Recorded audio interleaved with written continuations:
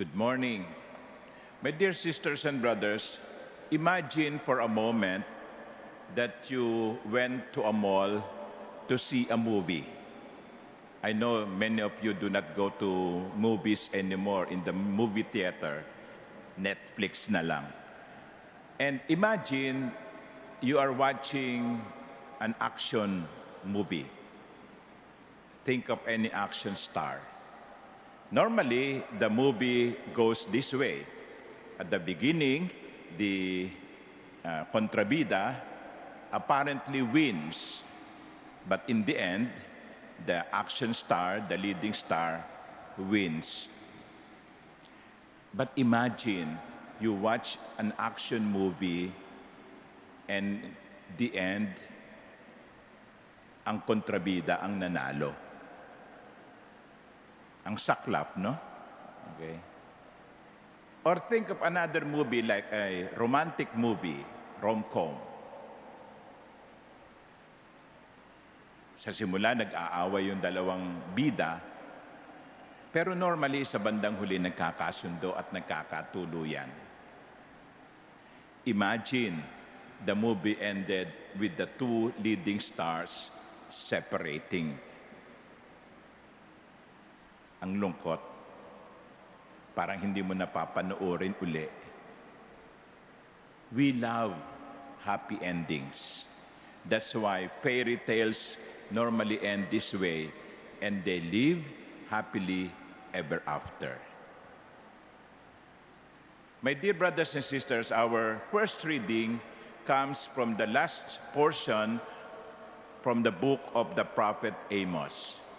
If you have been going to Mass in the past days and listening to the first reading, you notice that the theme, the atmosphere of the first readings was a little bit negative. Injustice, sin, corruption.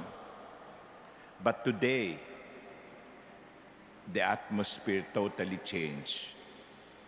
It was more positive. There was a ray of hope.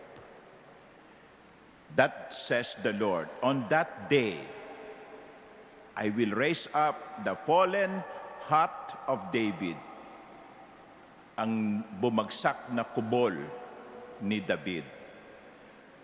I will wall up its breaches, raise up its ruins, and rebuild it as in the days of old. This is a positive promise. The Lord will take over and the Lord will restore. This is a happy ending. What is the lesson here for us? You know, my dear brothers and sisters, we go through several difficulties.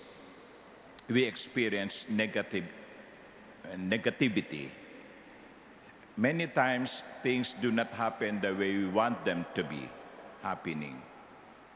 Sometimes we get disappointed, discouraged, and we say to ourselves, ano ang patutunguhan ng lahat ng ito? Alam nyo, sa unang pagbasa, sinasabi sa atin, huwag kayong sumuko, huwag kayong mawalan ng pag-asa. Sa bandang huli, ang Diyos pa rin ang magtatagumpay. Sa bandang huli, kikilos ang Diyos at magiging maayos ang lahat ng bagay. Bakit? Kasi God loves happy endings. Sabi nga nung nabasa ko, God loves happy endings. If it is not happy, it is not yet the ending. So ganun ang gustong ipaalaala sa atin. Huwag tayo mawalan ng pag-asa. Ang lahat ay maaayos din sa bandang huli. You know, personally, I feel positive these days because of the developments happening in our country. You may not agree with me, But I look forward to the impeachment trial para lumabas ang totoo. Some politicians are in jail and hopefully there will be more. Why? Because I believe that in the end, justice will prevail. I believe that in the end, the truth will come out. I believe that in the end, God will be powerful. God will be victorious. Sa buhay natin, sabi ko nga, maraming mga pinagdaraan ng pagsubok.